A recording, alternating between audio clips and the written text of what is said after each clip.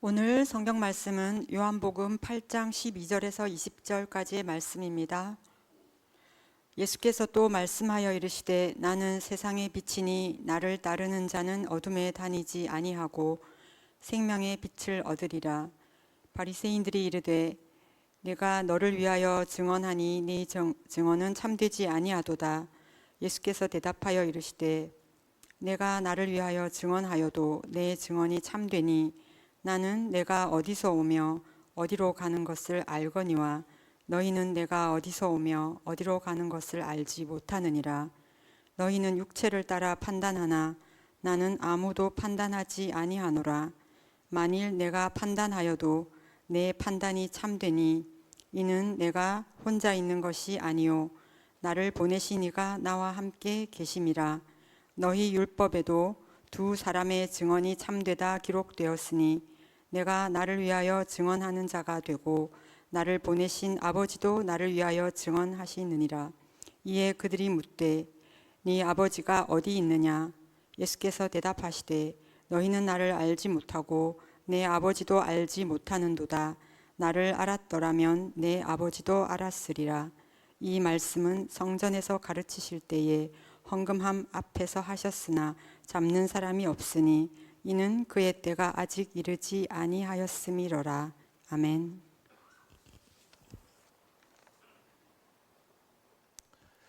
12절 말씀을 보면 예수님께서 나는 세상의 빛이니 나를 따르는 자는 어둠에 다니지 아니하고 생명의 빛을 얻으리라 라고 말씀하셨습니다.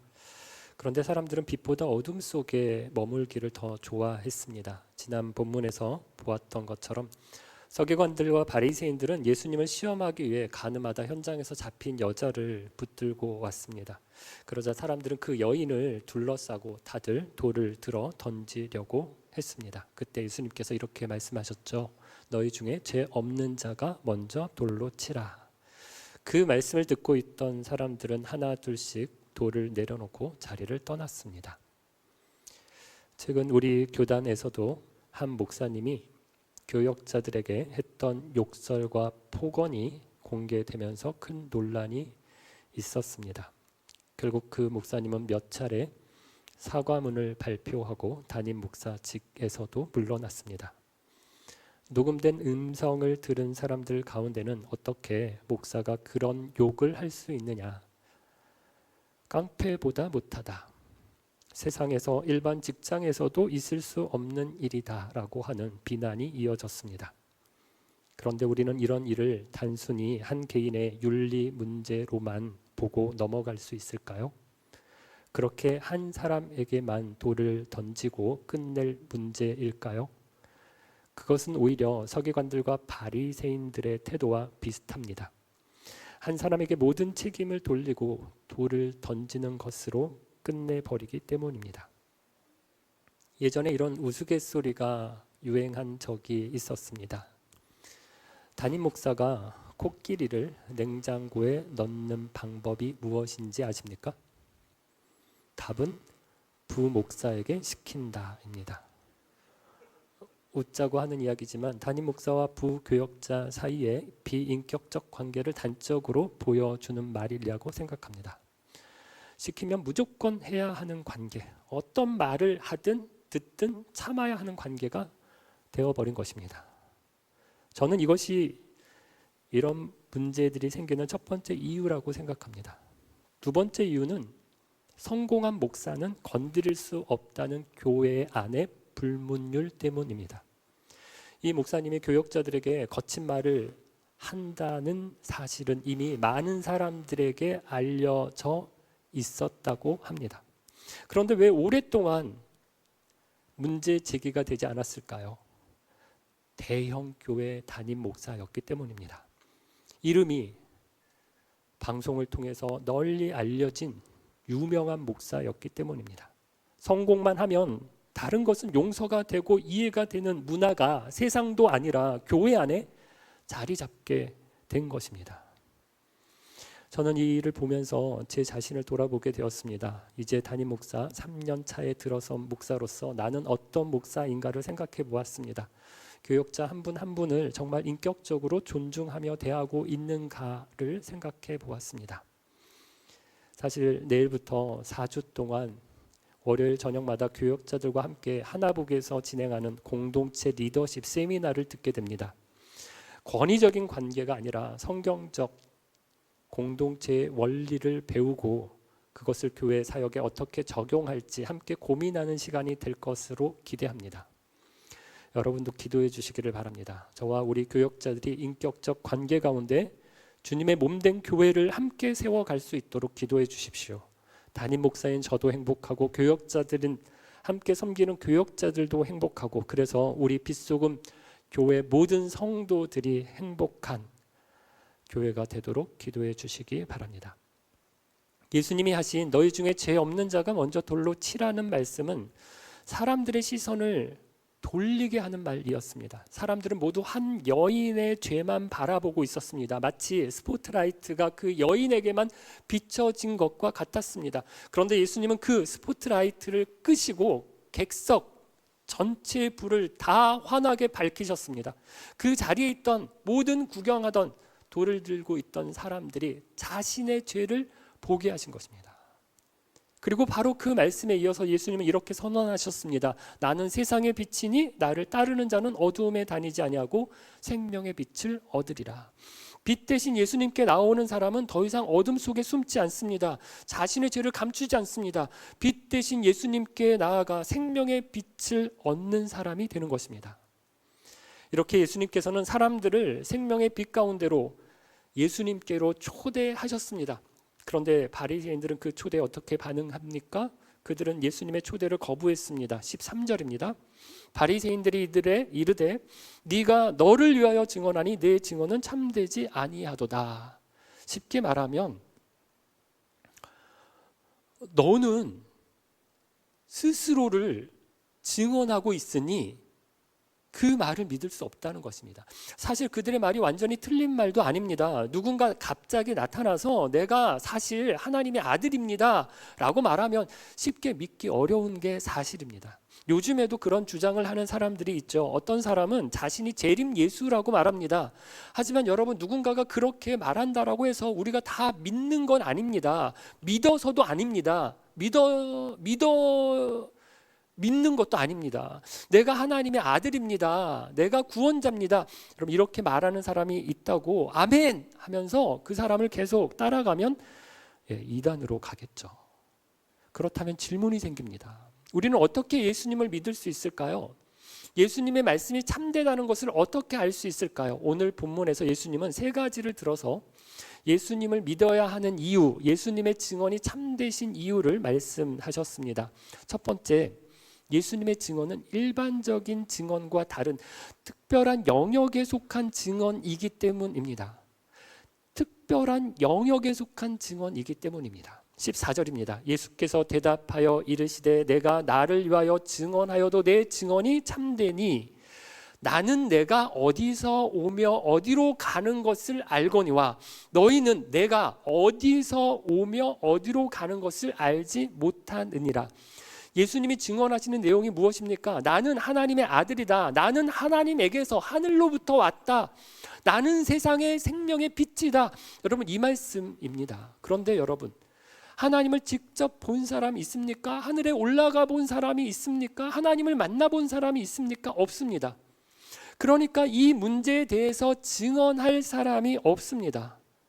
아무도 경험해 본 사람이 없기 때문입니다. 그래서 예수님은 이렇게 말씀하십니다. 나는 거기서 왔다. 내가 안다. 이건 특수한 영역의 증언입니다. 여러분, 요즘도 재판하는 걸 보면 재판장이, 판사가 전문가들을 증인으로 부르는 경우가 있습니다. 의사나 과학자를 증인으로 세워서 전문가의 의견을 듣습니다. 그러면 그 증언은 일반 사람이 하는 증언보다도 더 큰 권위를 갖습니다. 예수님이 바로 그런 말씀을 하시는 것입니다. 너희는 하늘을 알지도 못한다. 너희는 하나님을 보지도 못했다. 그러나 나는 거기서 왔다. 그래서 내가 안다는 것입니다. 여러분, 이런 전문가의 말을 들으면 어떻게 해야 될까요? 일단은 인정해야 합니다. 우리는 모르는 영역의 이야기이기 때문입니다. 제가 러시아에서는 이래요. 이렇게 말하면 아무리 믿기 어려운 말이라도 믿으실 거죠. 저를 신뢰하시면 믿으실 겁니다. 아, 진짜 그런가 보다. 러시아에서는 정말 그런가 보다 라고 생각할 겁니다. 저를 그런데 못 믿는 분들은 에이, 저 거짓말이야. 이렇게 할 분도 있을 수 있겠지만 그렇게 꼭 단정할 수는 없습니다. 왜요? 내가 모르는 영역의 일이기 때문입니다. 영적인 세계도 마찬가지입니다. 우리가 육적인 세계도 다 알지 못하는데 영적인 세계를 내가 다 안다고 말할 수가 없습니다. 그렇다면 우리는 어떻게 판단해야 합니까? 그 말을 하는 사람을 봐야 합니다. 그 사람이 믿을 만한 사람인지 아닌지를 살펴봐야 합니다. 예수님도 마찬가지입니다. 내가 하나님의 아들이다, 이 말이 우리가 모르는 영역의 이야기라면 우리는 예수님이, 그 말을 하는 예수님이 어떤 분인지를 살펴봐야 합니다. 결국 세 가지 가능성밖에 없습니다. 첫째, 예수님이 거짓말을 하는 것일 수 있습니다.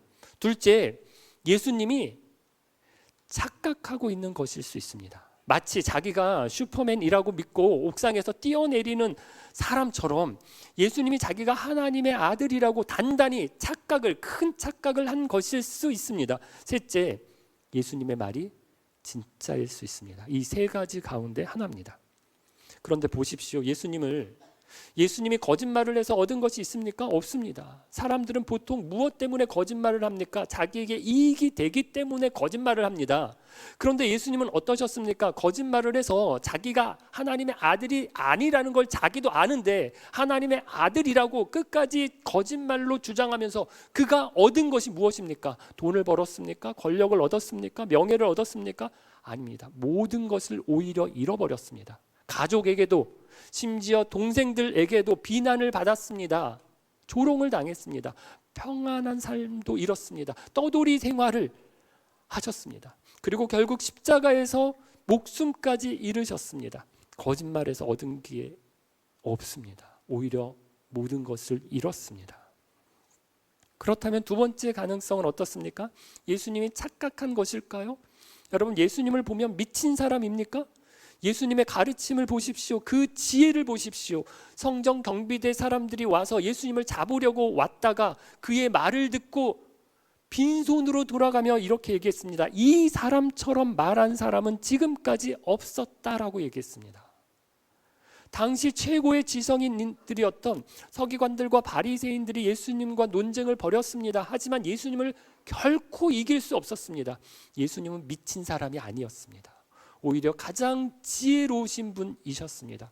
그래서 여러분, 우리가 내릴 수 있는 결론은 하나입니다. 예수님은 믿을 수 있는 분, 믿을 만한 분이라는 것입니다. 그분의 가르침을 보십시오. 그분의 삶을 보십시오. 그분이 행하신 이적과 기사를 보십시오. 성경이 기록한 대로라면 예수님은 정말 믿을 만한 분이십니다. 그렇다면 또 하나의 질문이 남습니다. 그 기록을, 복음서를 기록한 사람들을 어떻게 믿을 수 있는가? 그들이 거짓말을 한 것이 아닐까? 그들이 거짓말을 책으로 쓴 것은 아닐까? 여러분, 그것도 아닙니다. 거짓말 언제 한다고요? 자기에게 이익이 생길 때 합니다. 그런데 복음서 기록한 사람들도 어떻게 되었습니까? 책을 써서 명예를 얻었습니까? 책을 팔아서 돈을 벌었습니까? 아닙니다. 감옥에 가고 고문을 당하고 잡혀서 순교했습니다. 거짓말 때문에 목숨을 버리는 사람은 없습니다. 그래서 여러분, 믿어야 합니다. 예수님은 하나님의 아들이시다. 믿어야 하는 것입니다. 두 번째, 예수님의 증언이 참된 이유는 예수님의 판단이 참되기 때문입니다. 15절, 16절 말씀입니다. 너희는 육체를 따라 판단하나 나는 아무도 판단하지 아니하노라. 만일 내가 판단하여도 내 판단이 참되니 이는 내가 혼자 있는 것이 아니요 나를 보내신 이가 나와 함께 계심이라.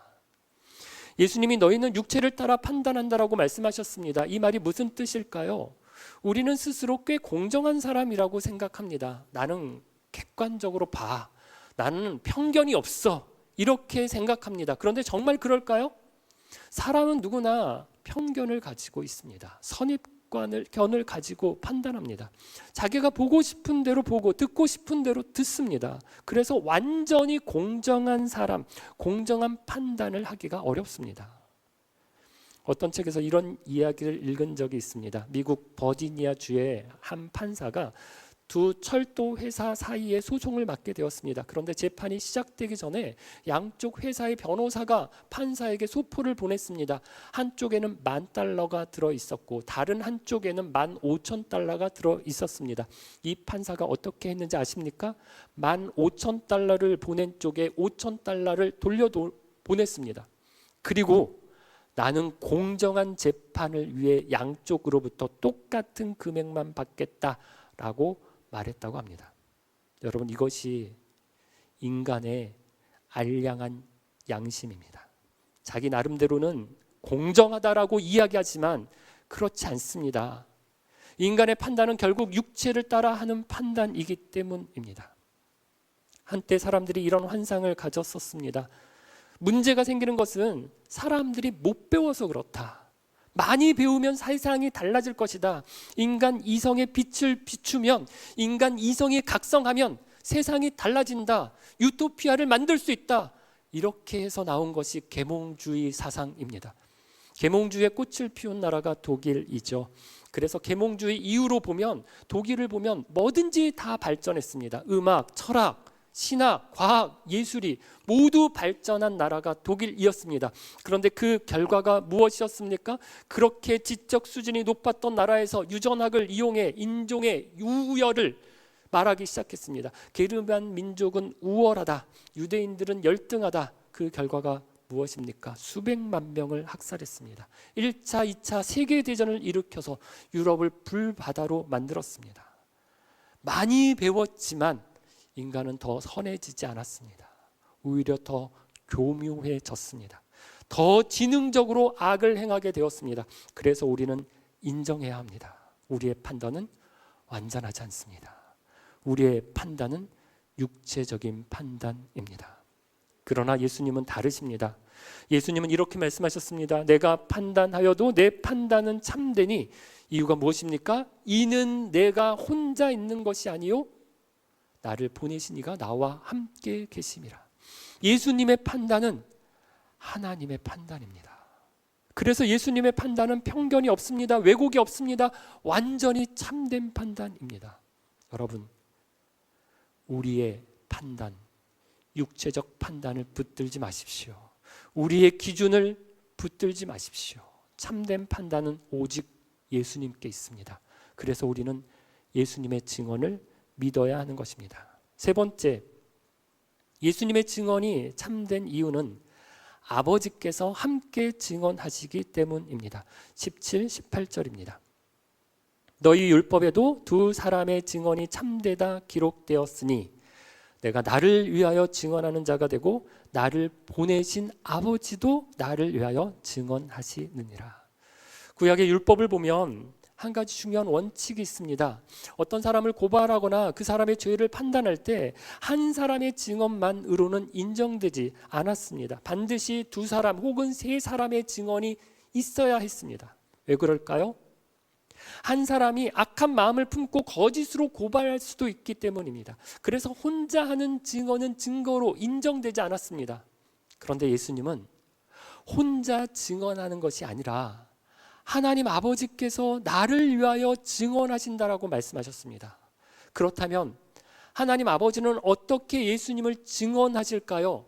하늘에서 직접 음성을 들려주시는 방식만 있는 것은 아닙니다. 물론 하늘에서도 하나님 아버지께서 이는 내 사랑하는 아들이요 내가 기뻐하는 자라라고 직접 말씀하셨습니다. 그렇지만 예수님은 이미 요한복음 앞에서도 선지자들을 보라고 하셨습니다. 구약의 선지자들이 다 하나님이 보내신 사람들입니다. 그런데 그들이 계속해서 누구를 이야기합니까? 메시아가 오실 거다. 곧 오실 하나님의 아들을 이야기합니다. 메시아가 오시면 어떤 일이 일어날 것인지, 메시아가 오시면 어떤 사역을 할 것인지, 메시아가 오시면 어떻게 고난을 받으실 것인지 이미 수백 년 전에 선지자들을 통해서 하나님께서는 예언하셨습니다. 그리고 그 모든 예언이 바로 예수 그리스도에게서 이루어졌습니다. 예수님은 또 세례 요한을 보라고 하셨습니다. 너희가 그렇게 존경하던 세례 요한도 나를 증언하지 않았느냐. 세례 요한이 예수님을 보고 보라, 세상 죄를 지고 가는 하나님의 어린 양이로다 라고 하며 예수님을 가리켜서 하나님이 보내신 분이라고 증언했습니다. 이 모든 증언이 결국 하나님의 증언입니다. 또 하나 있습니다. 예수님이 하신 일들을 보면 예수님이 물을 포도주로 바꾸셨습니다. 베데스다 연못가에서 38년 된 병자를 고쳐주셨습니다. 보리떡 5개와 물고기 2마리를 가지고 5,000명을 먹여주셨습니다. 물 위를 걸으셨습니다. 폭풍을, 바람을, 파도를 잔잔하게 하셨습니다. 수많은 사람들의 병들을 고쳐주셨습니다. 여러분, 이런 일을 누가 할 수 있습니까? 하나님만 하실 수 있습니다. 그런데 그 일을 예수님이 하셨습니다. 예수님은 이 모든 일은 나를 보내신 아버지께서 나와 함께 하신 증거라고 하셨습니다. 그러므로 예수님의 증언은 혼자가 아닙니다. 하나님 아버지께서 함께 하시는 증언입니다. 그래서 여러분, 예수님의 말씀은 참됩니다. 예수님은 정말로 하나님이 보내신 아들인 것입니다. 그런데 여러분, 사람들이 예수님의 이 말씀을 듣고 받아들였을까요? 예수님은 아주 자세하게 설명해 주셨습니다. 3가지 이유를 들어서 말씀하셨습니다. 첫째, 내가 증언하는 것은 너희가 알 수 없는 영역에 속한 것이다. 나는 하나님에게서, 하늘에게서 왔기 때문이다. 둘째, 너희의 판단은 육체를 따라 하는 판단이다. 그러나 나의 판단은 하나님과 함께하는 참된 판단이다. 셋째, 나는 혼자 증언하는 것이 아니라 나를 보내신 하나님 아버지께서 함께 증언하신다. 예수님은 이렇게 친절하게 논리적으로 설명해 주셨습니다. 그렇다면 사람들이 믿었습니까? 아닙니다. 19절을 보면 사람들은 이렇게 말했습니다. 내 아버지가 어디 있느냐? 여전히 믿지 않았습니다. 왜 그럴까요? 그 이유가 20절에 나옵니다. 이 말씀은 성전에서 가르치실 때 헌금함 앞에서 하셨으나 잡는 사람이 없으니 이는 그의 때가 아직 이르지 아니하였음이러라. 여기서 중요한 표현이 있습니다. 예수님이 이 말씀을 어디서 하셨습니까? 성전에서, 헌금함 앞에서 말씀하셨다고 합니다. 요한은 왜 이 이야기가 헌금함 앞에서 한 이야기라고 기록했을까요? 이것이 문제였기 때문입니다. 사람들이 이것 때문에 예수님을 못했던 것입니다. 무엇입니까? 자기의입니다. 바리새인들은 스스로를 의로운 사람이라고 생각했습니다. 율법을 철저하게 지켰습니다. 해야 될 일과 해야 하지 말아야 할 일을 정해놓고 열심히 살았습니다. 그리고 다른 사람들을 판단하고 정죄했습니다. 저 사람 저거 잘못이야, 저 사람 저거 죄인이야, 저 사람 율법을 지키지 않아. 이것이 바리새인들의 모습이었습니다. 헌금도 얼마나 열심히 했는지 모릅니다. 제사를 드릴 때마다 제물을 가져다 바쳤습니다. 각종 헌금을 빠짐없이 드렸습니다. 특히 11조를 얼마나 철저하게 드렸는지 향료나 조미료 같은 작은 것까지 다 계산해서 11조를 드렸다고 합니다. 오늘날로 말하면 월급만 11조를 드린 게 아니라 보너스, 수당, 모든 소득을 계산해서 11조를 드린 것입니다. 정말 대단하지 않습니까? 그래서 이 헌금함은 무엇이 되었습니까? 자기의의 상징이 되었습니다.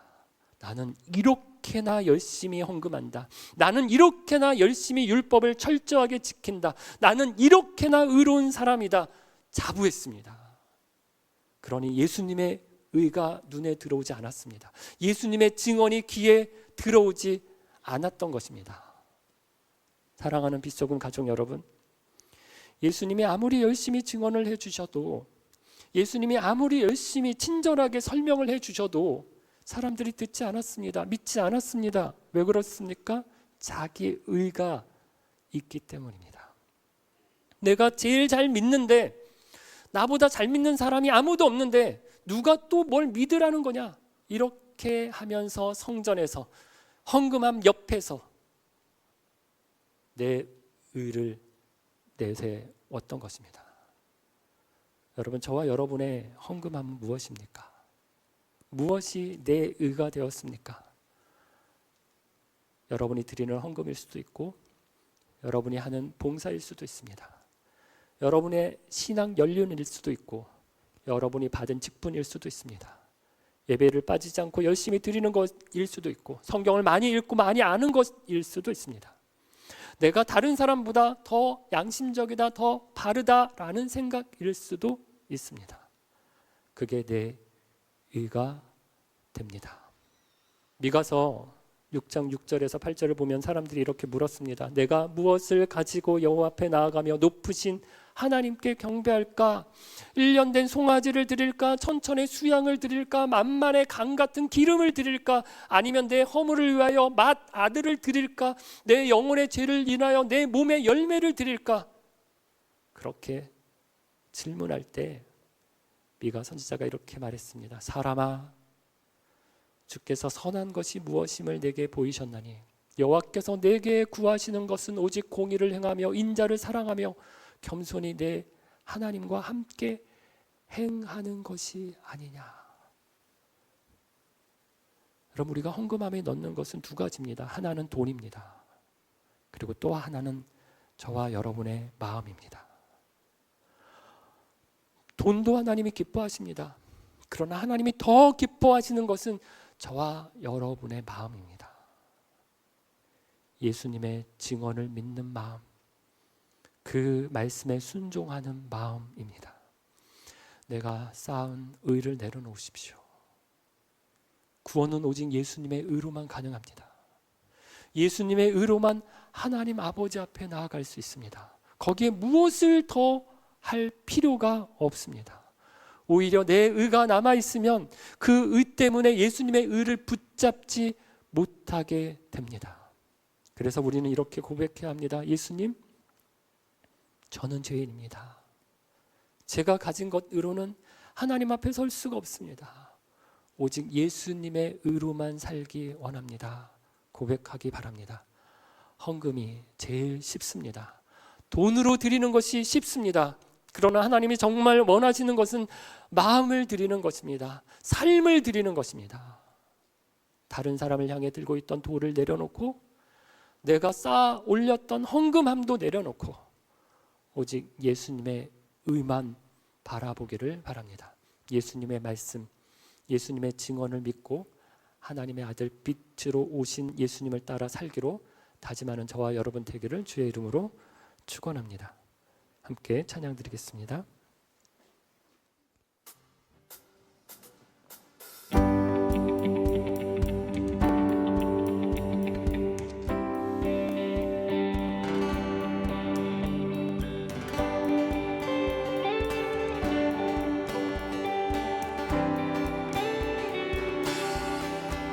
주의 선하심과 신실함을 담기 원해.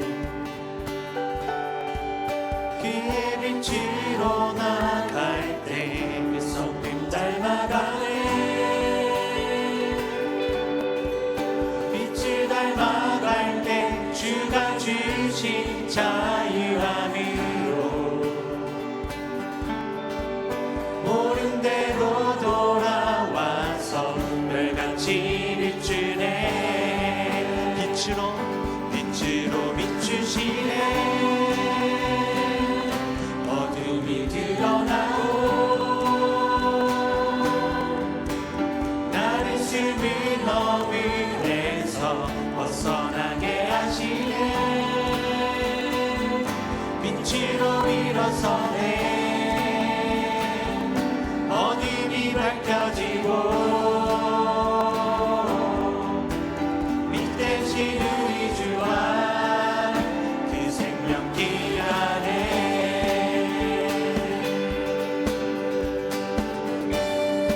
주의 선하심과 진실함을 담기 원해. 그의 빛으로 나갈 때 그 성품 닮아가네.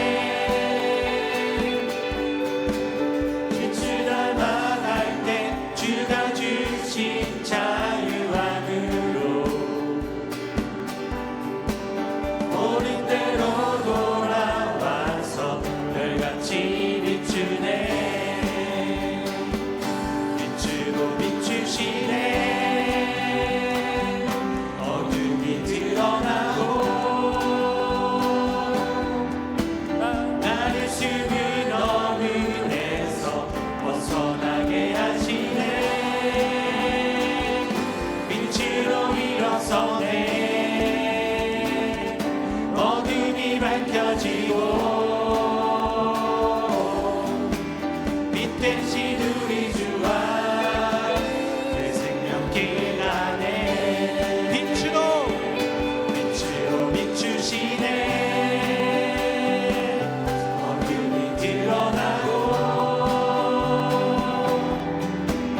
나를 숨이 넘은 데서 벗어나게 하시네. 빛으로 일어서네. 어둠이 밝혀지고 빛 대신 우리 주와 그 생명길 가네.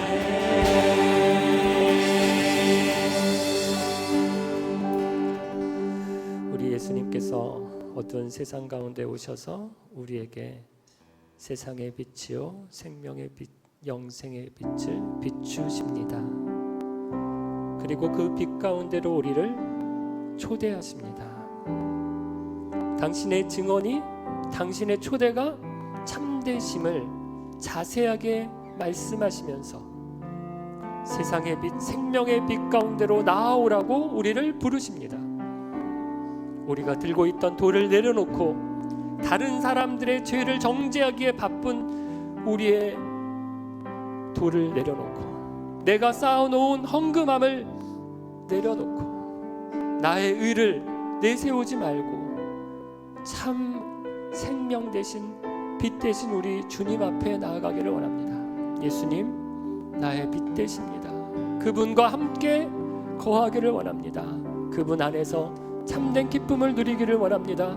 그분과 동행하는 빛 되신 우리 예수님과 함께 걸어가는 그 즐거움을 누리기를 원합니다. 그리고 생명의 빛 되신 우리 예수님만 높여드리기를, 찬양하기를, 예배하기를, 섬기기를 다짐하고 결단합니다. 우리 주님 앞에 이 시간 함께 기도하겠습니다.